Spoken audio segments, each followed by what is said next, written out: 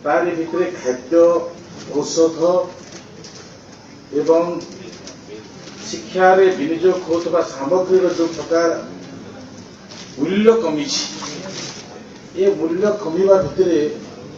निश्चित भाव आम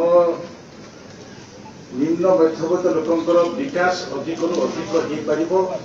आगामी पीढ़ी एक सुदृढ़ पीढ़ी भाव छिड़ा हो पार एवं जोटा कि मादक द्रव्य सहित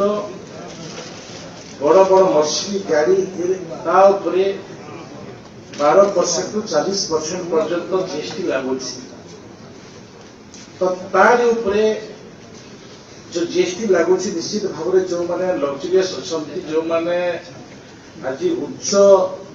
सोपान से दृष्टि भी जो भी जीएसटी आकार किसी अर्थ अधिक देते ताहा देशर हित दृष्टि ही काम करिवो ये प्रकार गोटे निर्णय होता जीएसटी मापदंड आज भारत सरकार आम मान पाखे